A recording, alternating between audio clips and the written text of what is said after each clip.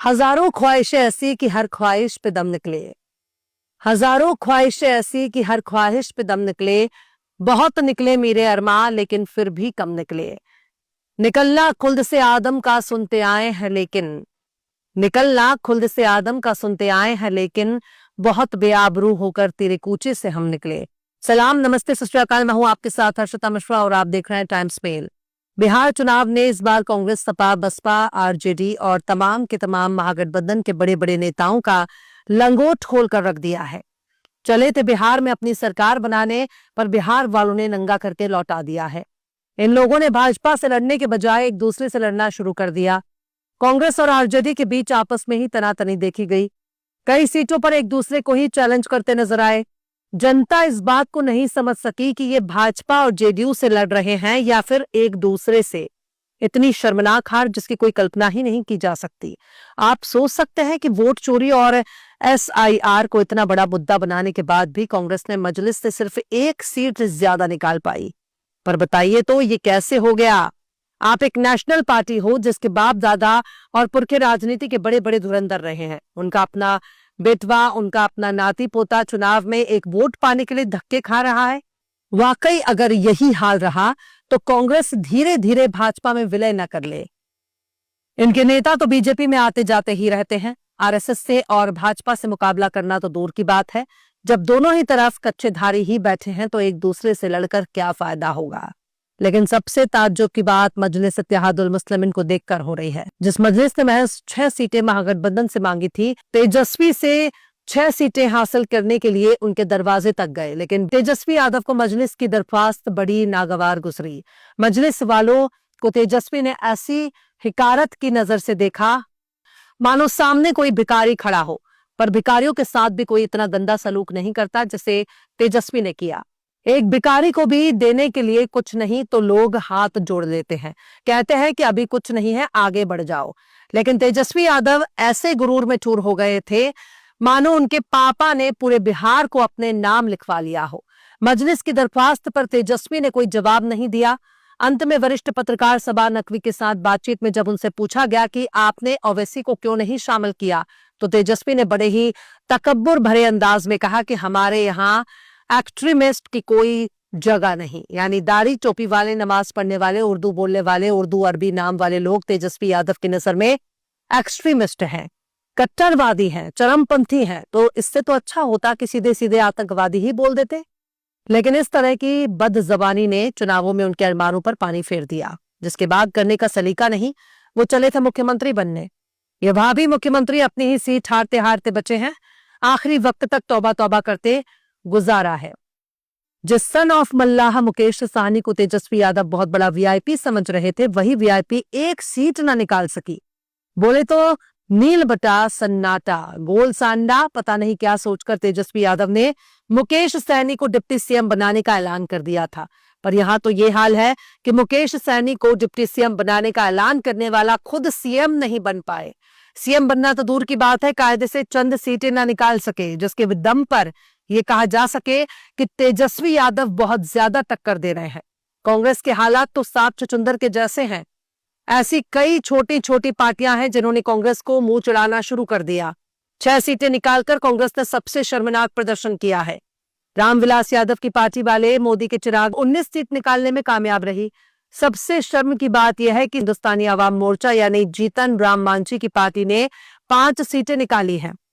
राष्ट्रीय लोकतांत्रिक मोर्चा ने कुल 4 जीत गई। तो ये न सिर्फ कांग्रेस के लिए शर्म की बात है, भावी डिप्टी सीएम मुकेश सहनी और भावी मुख्यमंत्री तेजस्वी यादव के लिए भी डूब मरने की नौबत है।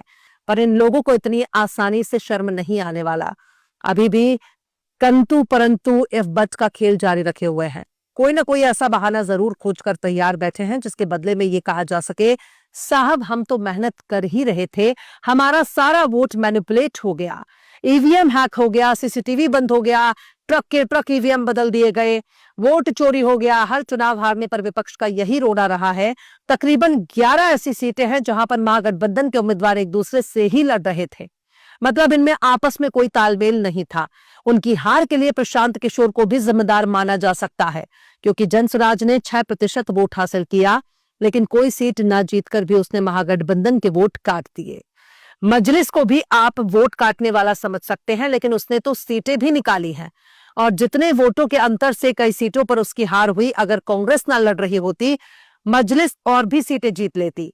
लेकिन जब तेजस्वी ने अपनी बदजबानी से सब कुछ गुड़गोबर कर दिया, सुनने में तो यह भी आ रहा है कि तेजस्वी यादव के कार्यकर्ता अपनी ही पार्टी से नाराज थे। आरजेडी पर पूरी तरह से संजय यादव हावी थे।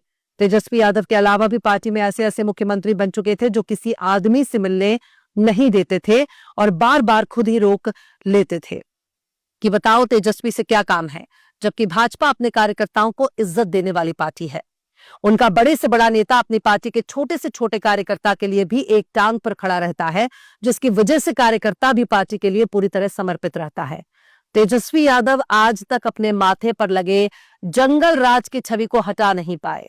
भाजपा ने कदम कदम पर तेजस्वी यादव के पापा लालू यादव के लिए चारा चोर शब्द का इस्तेमाल खूब बढ़ चढ़कर किया और तेजस्वी यादव रोक भी नहीं सकते थे। आखिर अदालत ने चारा चोर साबित किया है, इसलिए वो कर भी क्या सकते हैं। ओवर कॉन्फिडेंट होने की वजह से भी तेजस्वी यादव को भारी नुकसान हुआ।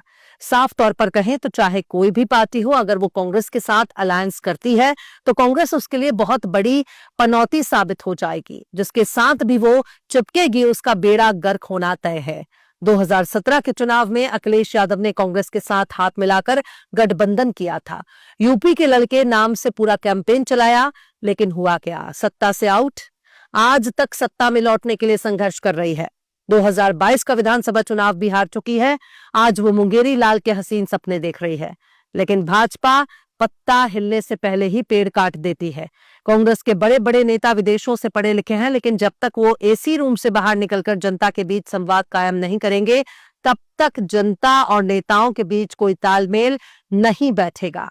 भाजपा एक चुनाव जीतते ही दूसरे चुनाव की तैयारी में लग जाती है। आखिर कोई कांग्रेस को क्यों वोट देगा? कोई तो वजह होनी चाहिए। अब कांग्रेस को चाहिए कि वो हर छोटी बड़ी पार्टी को एक प्लेटफॉर्म पर लेकर आए, पर कांग्रेस ऐसा नहीं कर सकती। दिल्ली चुनाव में हमने देखा कि वो केजरीवाल को हराकर अपनी हार का बदला ले रही थी और खुश भी थी कि हमने तो केजरीवाल को पैदल कर दिया। अरे मूर्खों, केजरीवाल की तो पंजाब में पूर्ण बहुमत की सरकार है। अपनी देखो, इतनी पुरानी पार्टी होकर भी कायदे से 10 सीट भी नहीं ला रहे हैं। अभी भी विपक्ष को सोचने समझने की जरूरत है और ये गौर करने की जरूरत है कि आखिर मजलिस से गठबंधन न करके क्या फायदा हुआ। बहरहाल चलते चलते आखिर में जिगर मुरादाबादी ने भी क्या खूब फरमाया है, आंखों का था कसूर न दिल का कसूर था। आंखों का था कसूर न दिल का कसूर था, आया जो मेरे सामने मेरा गुरूर था। फिलहाल इस खबर में बस इतना ही। इस पूरी खबर को शम्स तबरेज ने लिखा है, जिन्हें आप ट्विटर पर भी फॉलो कर सकते हैं। ट्विटर हैंडल है @शम्स_तबरेज़। ये वीडियो आपको कैसा लगा कमेंट बॉक्स में जरूर से बताइए।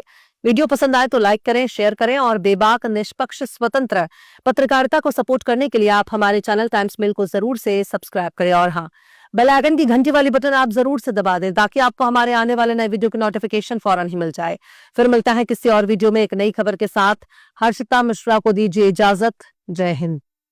अगर अभी तक आपने हमारे चैनल टाइम्स मेल को सब्सक्राइब नहीं किया है तो जल्दी से सब्सक्राइब कर दें और बेल आइकन भी प्रेस कर दें।